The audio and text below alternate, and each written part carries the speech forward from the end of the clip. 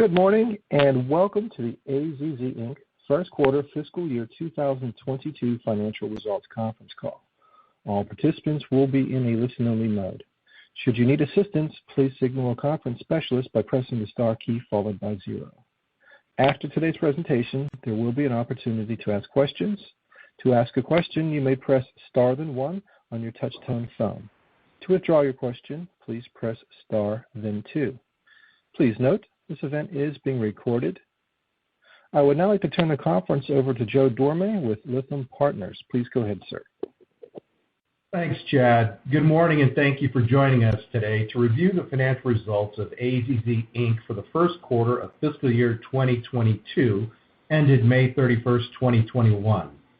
Joining the call today are Tom Ferguson, Chief Executive Officer, Philip Schlom, Chief Financial Officer, and David Nark, Senior Vice President, Marketing, Communications, and IR. After the conclusion of today's prepared remarks, we'll open the call for questions.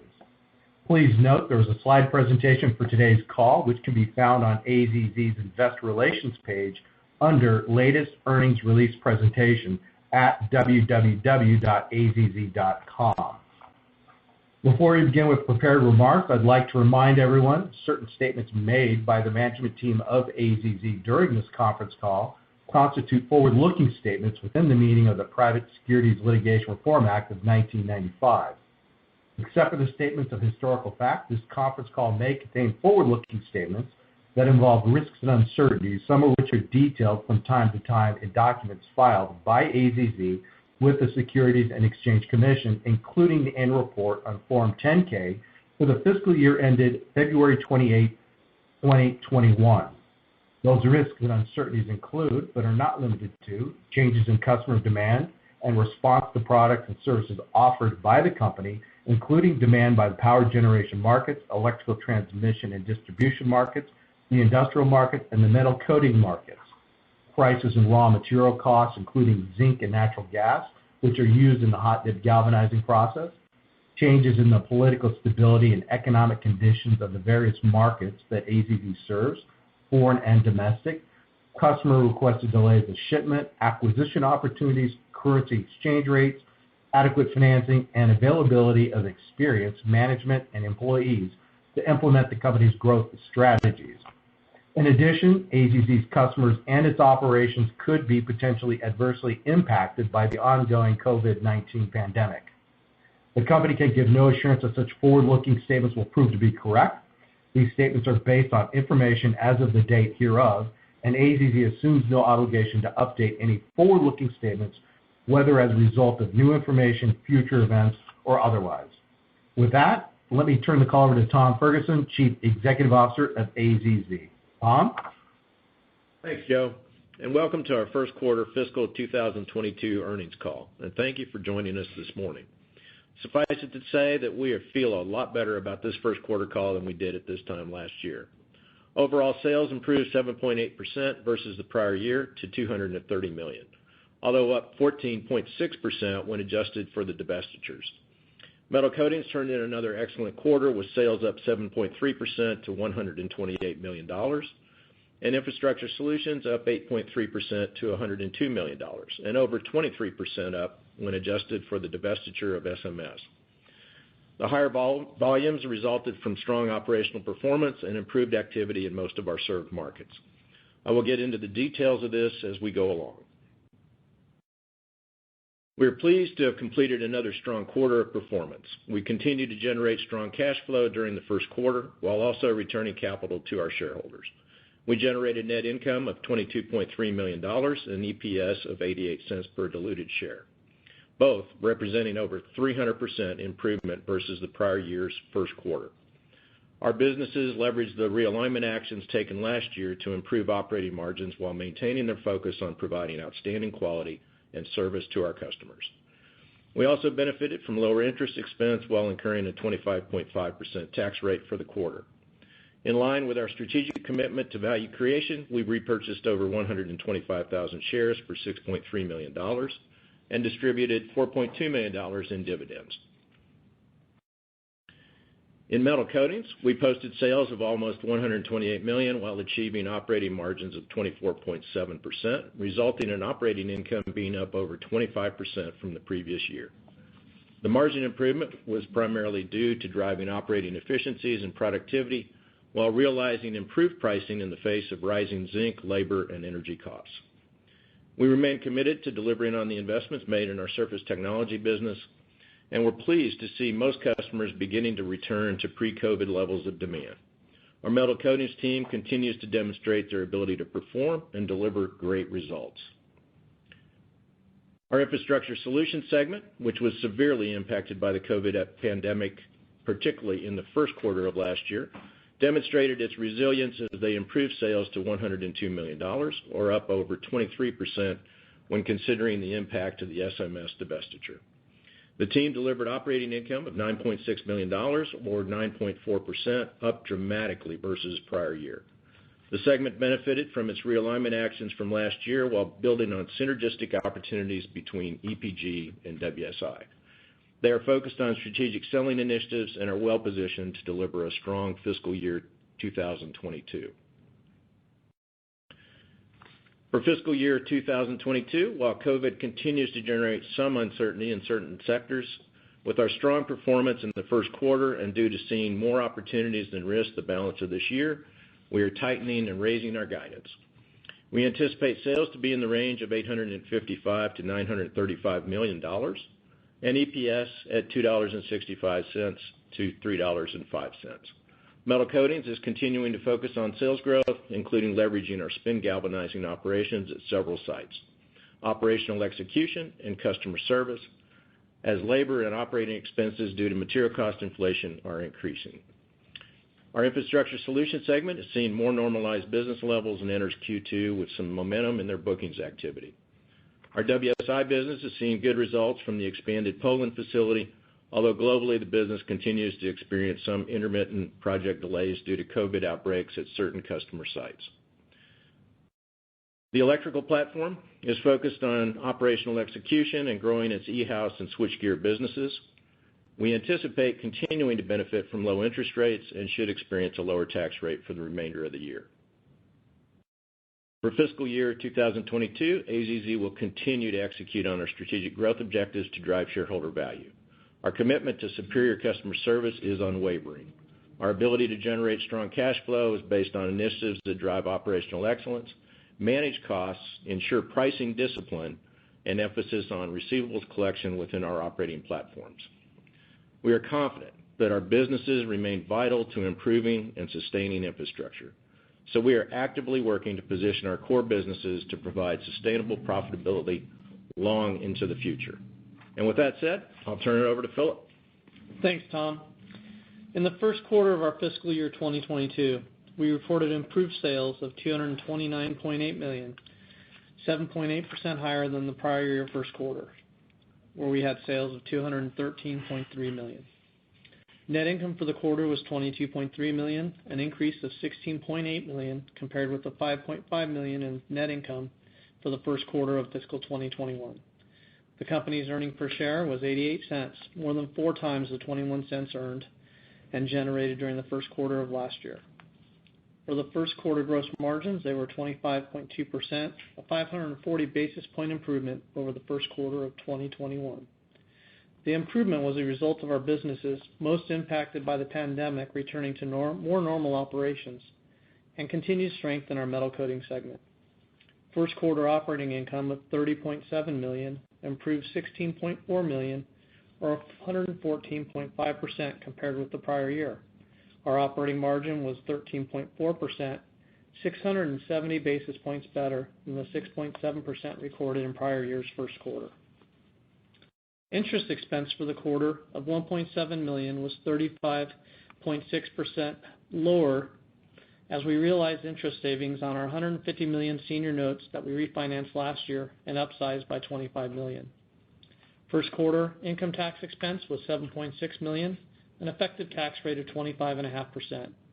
The current quarter effective tax rate was significantly improved over the 45.8% effective tax rate realized in the first quarter of last year, driven mainly by our improved earnings in the current quarter. At this time, Without consideration of the potential impact of tax law changes, we estimate our full-year tax rate will be roughly 23%. Next, I'll cover the results of operations within our Metal Coatings and Infrastructure segments. Our Metal Coatings segment generated first quarter sales of $127.7 million, a 7.3% increase over the $119 million reported in the first quarter of last year. Metal Coatings segment operating income of $31.6 million was $6.5 million, or 25.9% higher than the first quarter of 2021. Metal Coatings operating margins were 24.7%, 360 basis points improved over fiscal 21's first quarter, and 60 basis points improved over the first quarter of fiscal year 2020. The business continues to thrive and has effectively managed rising costs of labor, zinc, energy, and most other consumable costs with operating efficiencies, increased productivity, and value pricing. In addition, the business segment is benefiting from the January 2021 purchase and full integration of Acme Galvanizing in Wisconsin.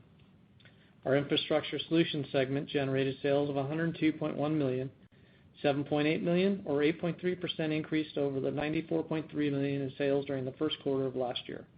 On a pro forma basis, excluding sales related to our divestiture of Southern Mechanical Services from our industrial platform, Infrastructure Solutions segment year-over-year sales increased 23.4%.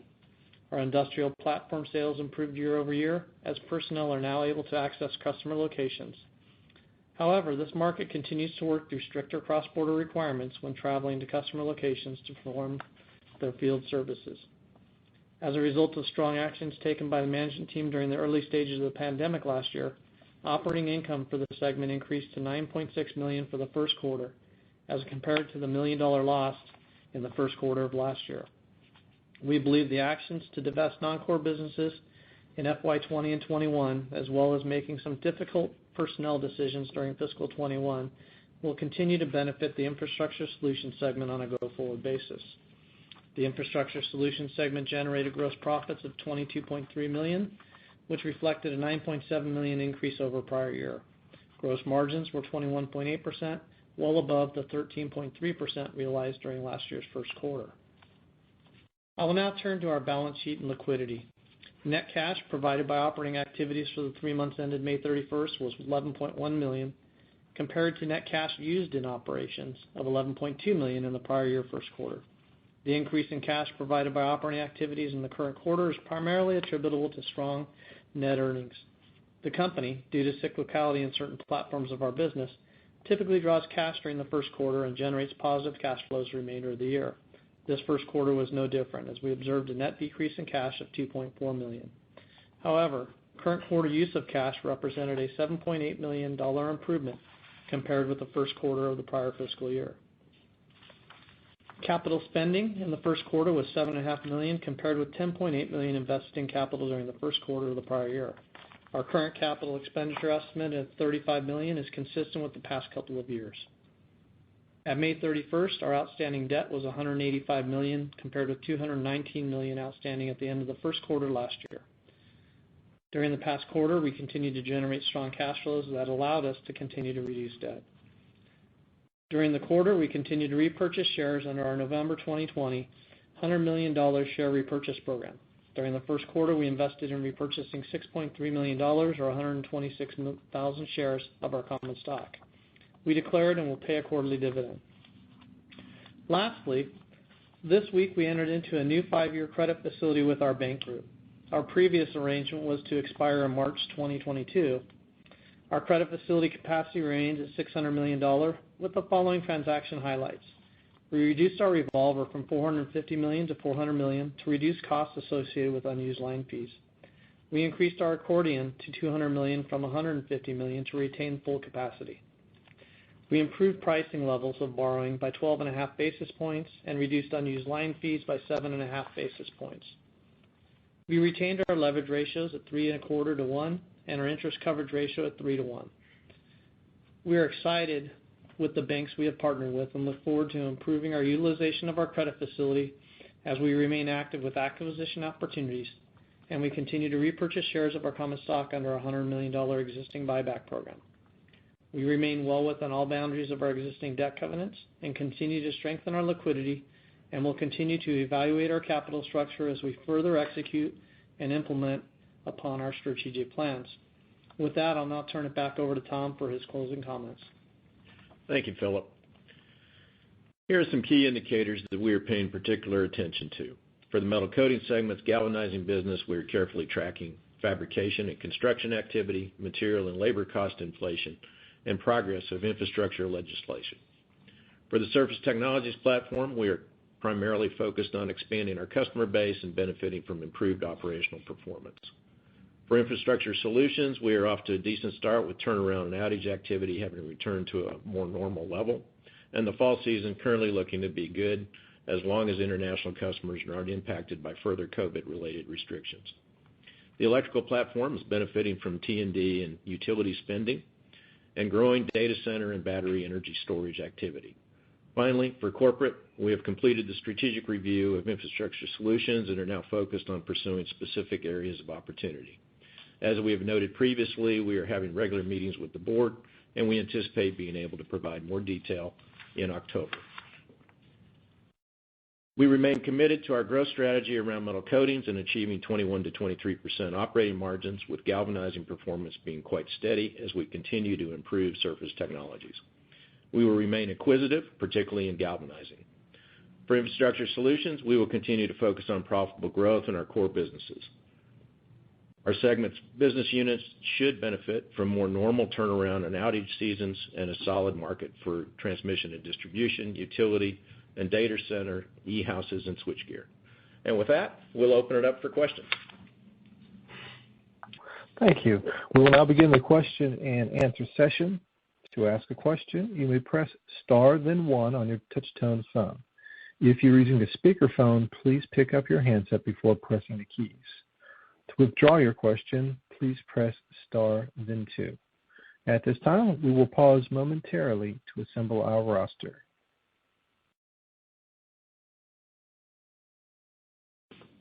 And the first question will come from John Franzreb with Sidoti & Company. Please go ahead. Good morning, everybody. Morning, John. Morning. Yep, I'd like to start with the potential divestiture in Infrastructure Solutions. You've had time to review it. I wonder if you could just give us some color on how active the buyer's market is, what's the likelihood of it being sold as one unit. Any more color you provide, given we've been initially told about this in November, so that'd be helpful. Yeah, I mean, as you can imagine, we're not going to get into any specifics at this point, but we have half a dozen active opportunities for divesting portions, if you will,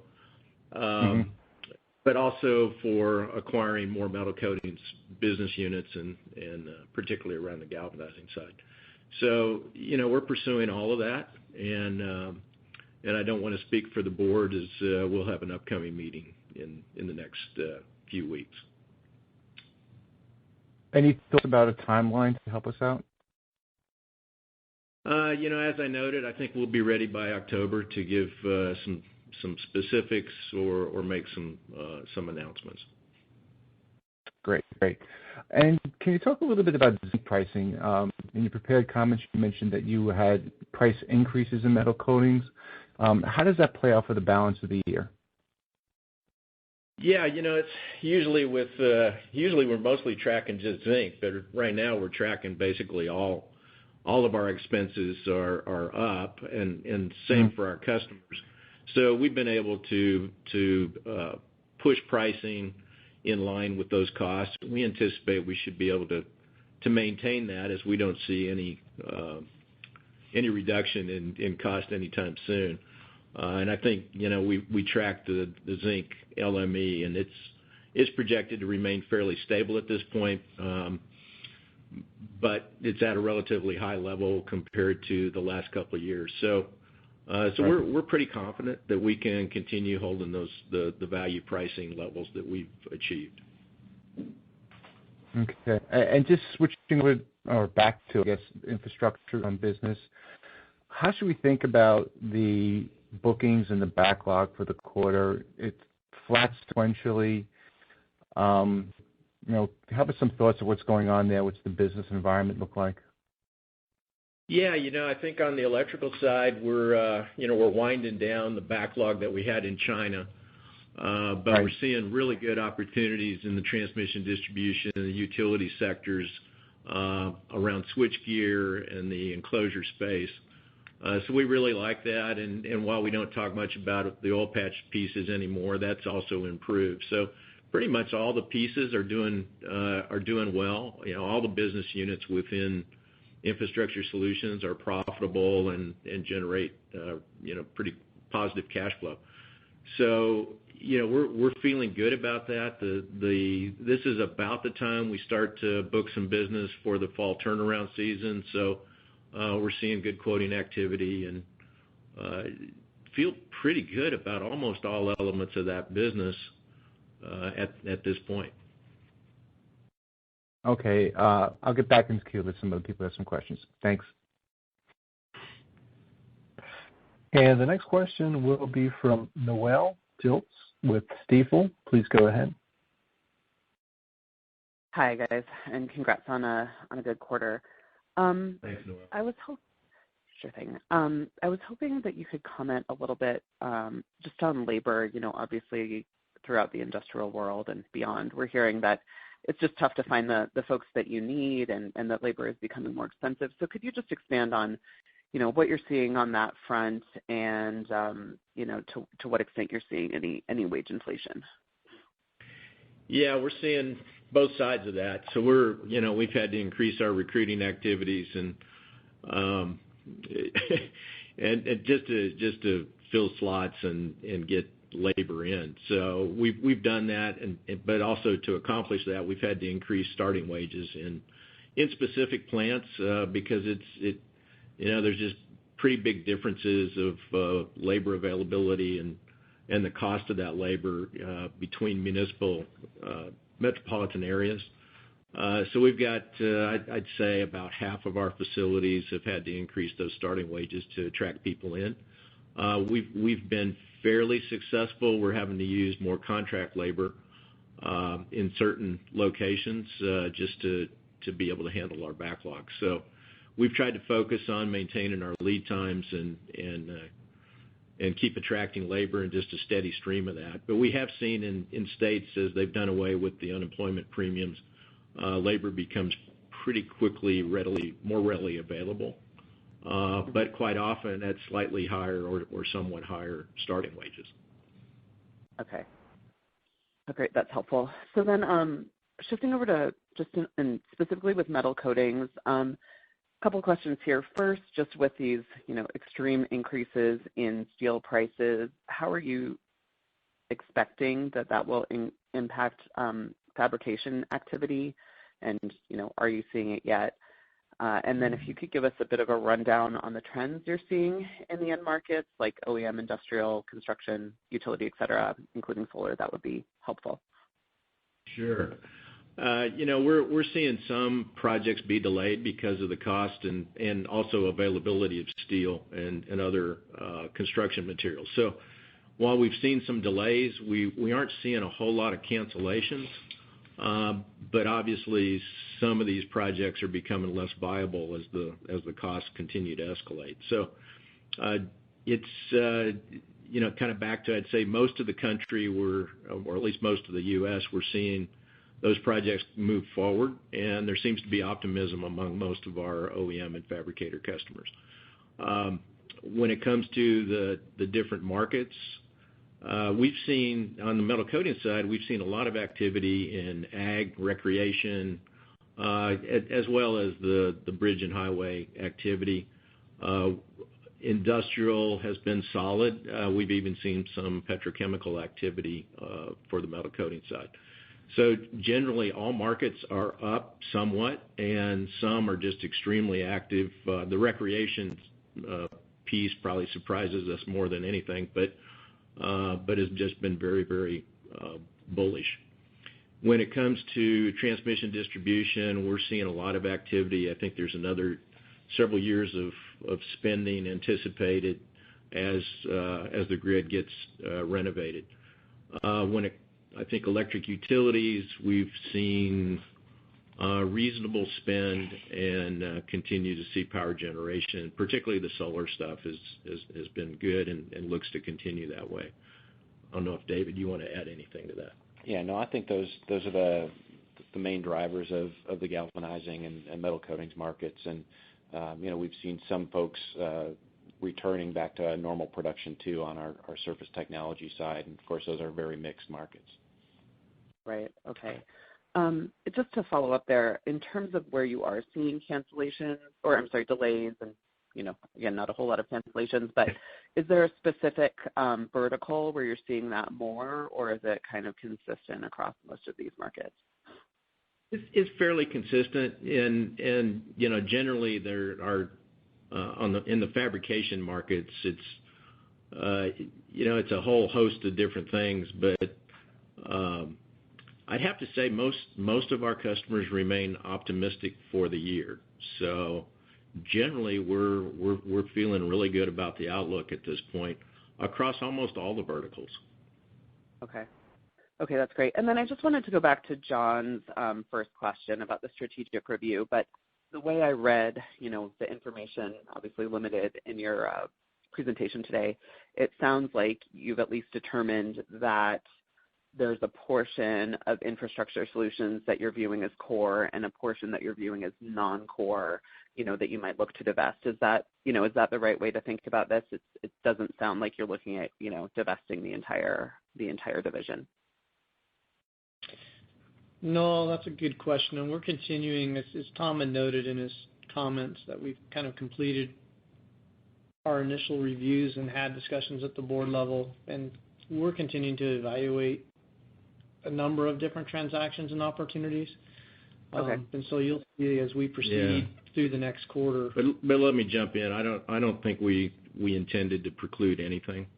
Okay. All options are still on the table. Okay. All right, understood. Thanks for that clarification. Again, if you have a question, please press star, then 1. The next question will come from Brett Kearney with Gabelli Funds. Please go ahead. Hi, good morning. Thank you for taking my question. Sure. Just want to ask on the metal coating side, it sounds like the funnel of potential acquisition opportunities is fairly robust. Just curious on site access to be able to further those relationships and conduct the diligence that you'd like to, and then also kind of maybe how you're balancing opportunities to deploy capital on that side relative to your share repurchase authorization. Yeah, I think we are finding it's easier to travel and easier to get in a lot of cases. Some of the owners are now more open to visitation, and so our business development teams are getting back on the road. There's still some areas, particularly as you get outside the U.S., where there's some restrictions, but for the most part within the U.S., we're now able to make those visits and have made several, either people visiting us or us visiting others. And I anticipate that's just going to get easier as at least as time goes on. We'll see what happens with the Delta variant. But when it comes to capital allocation, I'm going to let Philip speak to that, and because right now we have access to all the cash we need to for the whole gamut of capital deployment activities, including the acquisitions we're looking at. At the end of the day, we've got about $750 million of credit available to us. When you count the senior notes and the revolver and the accordion, so and that debt's relatively inexpensive right now. So we're able to look at basically everything at the moment. But Philip, if you want to add to that. Yeah, no, I think I would just add in on the share repurchase program. We see value in returning capital to shareholders at this time. And as Tom explained, we've got a really strong balance sheet at this point in time. And so we're able to leverage that balance sheet through stock buybacks as we continue to evaluate our opportunities on the acquisitions. Should we enter into a larger transaction, then we would reevaluate our share repurchase program at that time. Terrific. That's very helpful. Thank you so much. Sure thing. Thank you. Thanks, Brett. And the next question will be from DeForest Hinman with Walthausen and Company. Please go ahead. Hi, thanks for taking my questions. First off, on the margin performance of the metal coatings, it's above our long-term performance range, 24% last couple quarters. Do you foresee that in the current environment being maintained at this 24% or above? You know, we're sticking to our committed range of 21 to 23% because there's a couple of things that'll go on the balance of this year. I think our galvanizing margins are in pretty good shape. As you know, we should be able to hopefully hold price and manage through our efficiencies and productivity to offset the cost inflation.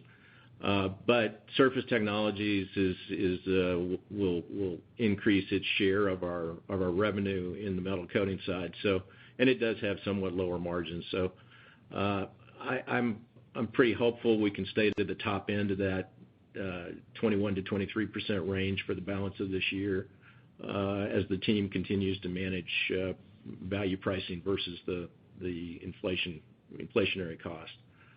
So yeah, we talked about that, the fact that we've exceeded the 23% for 2 or 3 quarters now. So.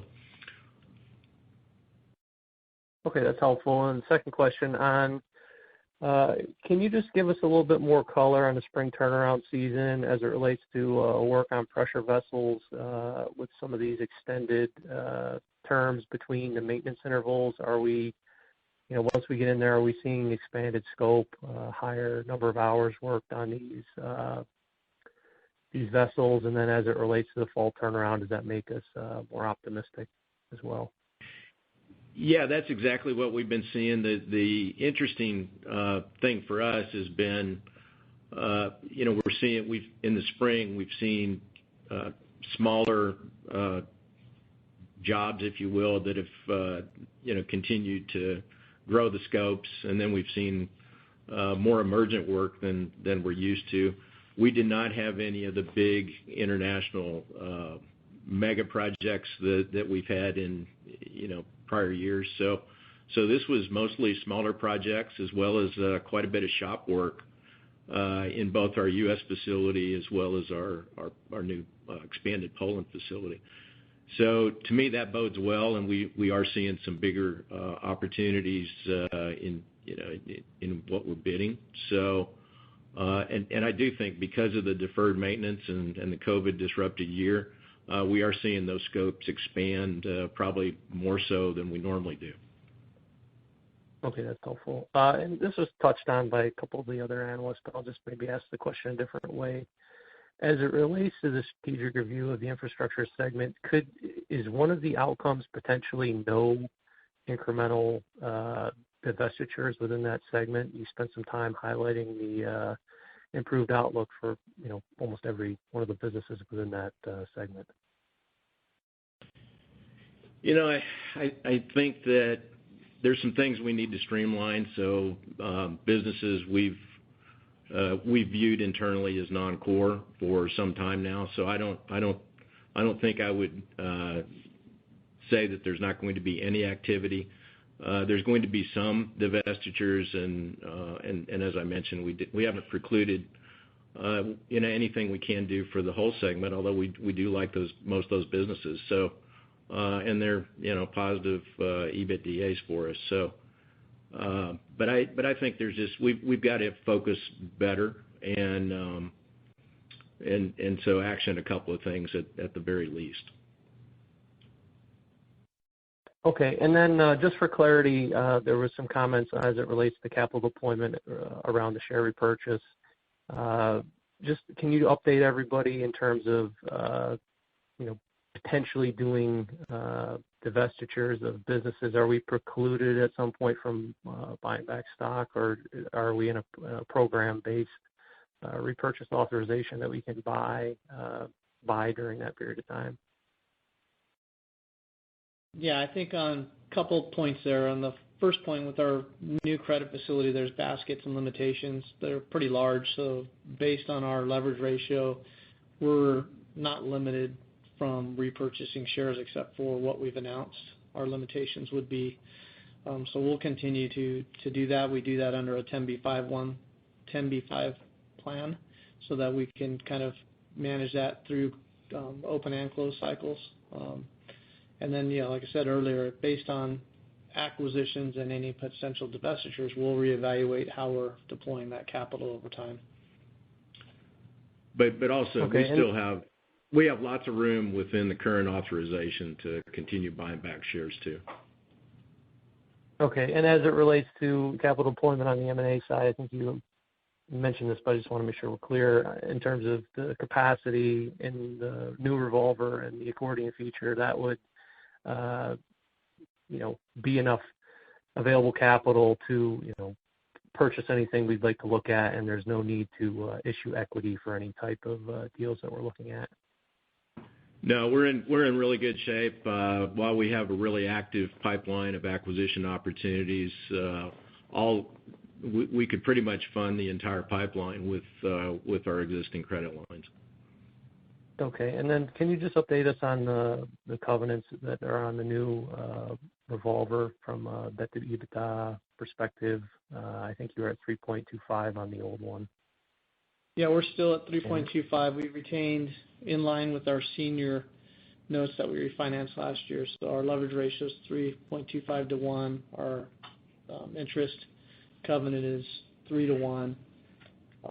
And then there's some restrictive baskets, related to acquisitions, that we have to go back into the bank group if we did large enough transactions to notify them. But generally speaking, we have lots of room under our new credit facility. Okay, thank you for the clarity. That was all my questions.